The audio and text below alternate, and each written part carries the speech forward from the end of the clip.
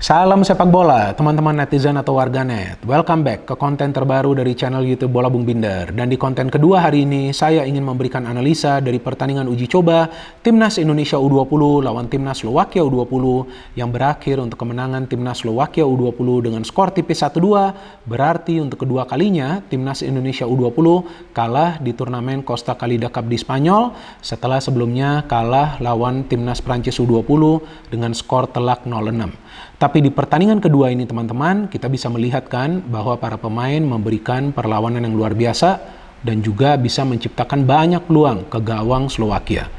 Cuma sangat disayangkan juga para pemain sulit untuk mengontrol emosi mereka.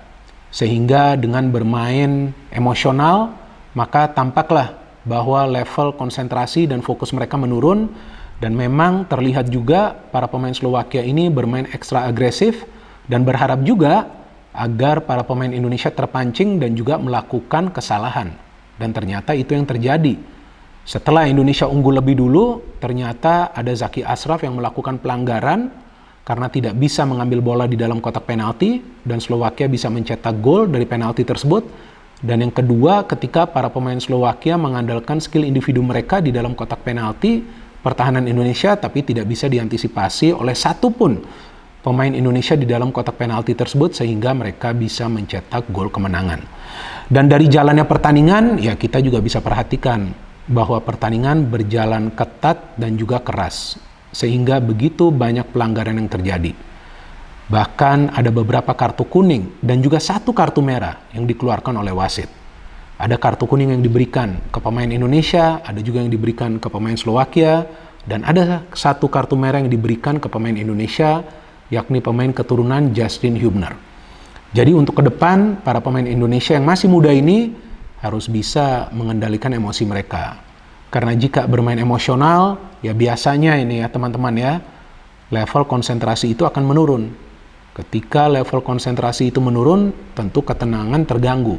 Dan itu akan membuat para pemain cenderung melakukan kesalahan. Tapi overall, saya bisa melihat pemain kita bermain dengan level keberanian yang tinggi. Dan seperti yang saya katakan berkali-kali bahwa bermain dengan keberanian itu bukan berarti untuk berantem. Tapi keberanian dalam mengambil keputusan. Jadi ketika sudah berani mengambil keputusan, tentu perlu diimbangi juga dengan ketenangan.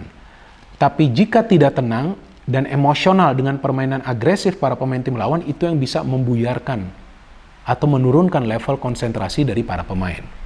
Ya inilah salah satu kekurangan dari para pemain Indonesia di pertandingan tadi malam. Selain itu, saya melihat secara permainan mereka bermain baik. Bahkan mereka bisa menciptakan banyak peluang. Di babak pertama saja nih teman-teman kan mereka bisa menciptakan banyak peluang dibandingkan Slowakia.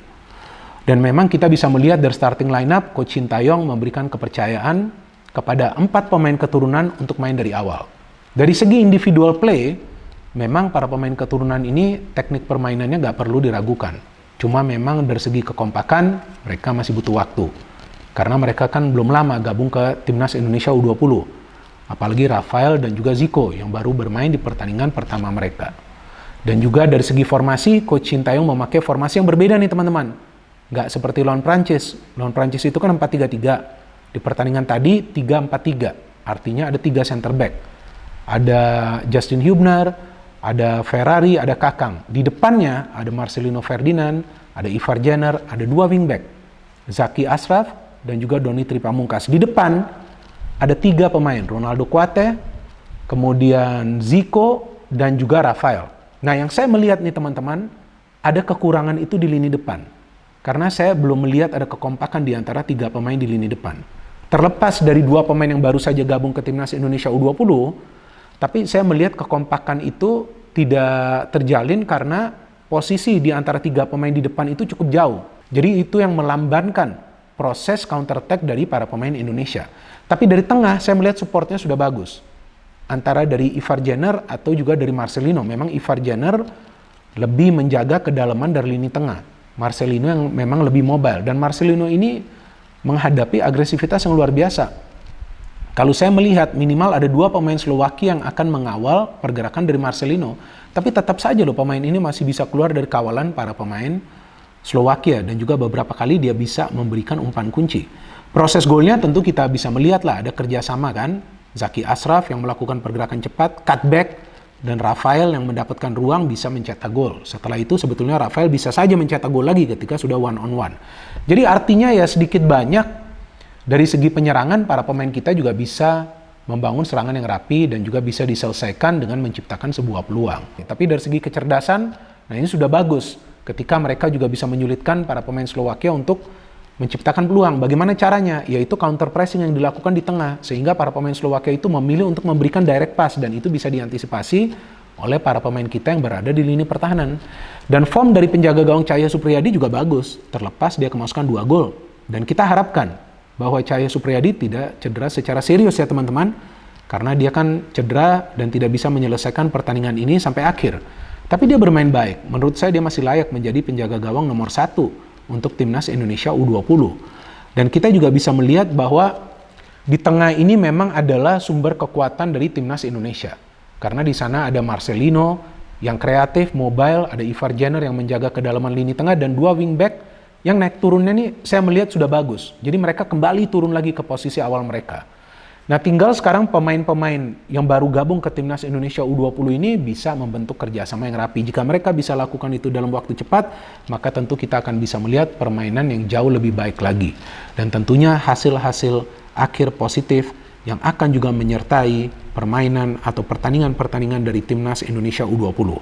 Dan jelas terlihat bahwa Coach Sintayong ingin agar para pemain Indonesia itu bermain lebih berani lagi untuk menyusun serangan. Jadi tidak khawatir dalam mengambil keputusan, tidak khawatir juga untuk sesekali mengandalkan skill individu.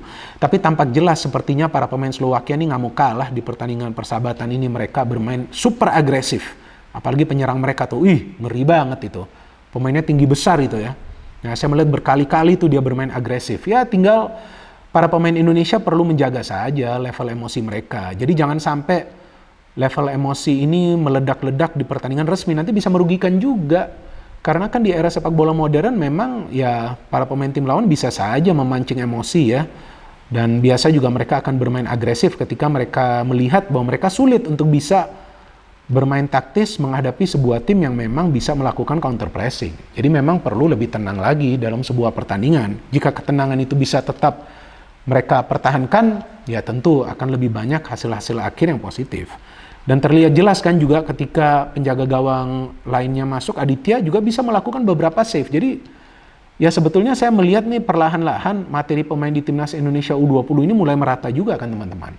Dia melakukan 2 atau 3 save itu ketika dia masuk menggantikan Cahaya Supriyadi. Dan para pemain Slovakia ini kan justru lebih cepat mengalirkan bola ke lini depan mereka. Kenapa? Karena di tengah ini mereka gak bisa keluar dari kawalan para pemain Indonesia. Marcelino pun walaupun dia mobile bergerak ke depan, tapi dia juga melakukan pressing loh. Jadi semua pemain dari Timnas Indonesia U20 ini sepertinya mengikuti arahan dari Coach Sintayong. Bahkan Ronaldo Kuate pun turun sampai ke lini belakang.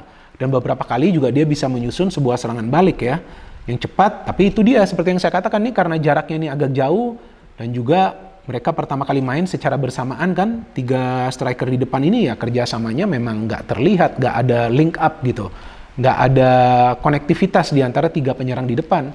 Ya Marcelino pun nggak akan bisa dengan leluasa terus-menerus memberikan support karena tekanan ke dia tuh sudah dahsyat, nggak gampang itu bagi Marcelino di pertandingan tadi. Tapi tetap saja skillnya bisa diandalkan lah untuk keluar dari tekanan yang diberikan oleh para pemain Slovakia. Nah tinggal sekarang bagaimana akurasi operan ini bisa lebih baik lagi. Jadi jika akurasi passing ini bisa lebih baik, ya tentu ketika merancang sebuah serangan balik bisa lebih cepat lagi untuk menuju ke ruang pertahanan dari tim lawan. Ya kalau menurut saya ya ini adalah pertandingan yang juga berharga pengalamannya bagi para pemain Timnas Indonesia U20. Dan saya pikir gak salah juga jika kita apresiasi kerja keras mereka. Cuman ya lagi-lagi nih saya katakan untuk ketiga kalinya, level emosi perlu dijaga. Perlu bermain dengan tenang. Jangan sampai terpancing dengan permainan agresif dari para pemain tim lawan yang memang biasa itu juga dilakukan di pertandingan-pertandingan resmi lainnya. Jadi ketika level emosi ini dijaga, permainannya berani untuk melakukan pressing, tenang dalam melihat situasi yang terjadi, kemudian mencari rekan ketika rekan tersebut sudah melakukan pergerakan tanpa bola untuk mencari ruang terbuka, memberikan umpan-umpan yang cenderung akurat, ya itu dia, nanti baru kita akan melihat permainan yang matang dari Timnas Indonesia U20. Saya sih optimis bahwa perlahan-lahan permainan akan segera membaik Apalagi sekarang kan sudah ada 4 pemain keturunan yang juga kita masih tunggu keputusan dari Coach Sintayong. Apakah 2 pemain keturunan yang baru saja tadi main akan dipilih atau tidak? Kalau saya melihat sih mereka bermain cukup baik secara individu. Tinggal ya kerjasamanya aja nanti ya. Untuk bisa kerjasama lebih baik lagi kan mereka juga butuh menit bermain dong ya. Tapi tentu segala sesuatunya tergantung kepada Coach Sintayong. Kita perlu percaya keputusan-keputusan dari Coach Sintayong karena dia tengah mempersiapkan Timnas Indonesia U20 yang lebih solid lagi. Kita tunggu teman-teman pertandingan-pertandingan lanjutan, pertandingan-pertandingan uji coba lanjutan dari Timnas Indonesia U20. No hate, no politics, only football. Salam sepak bola.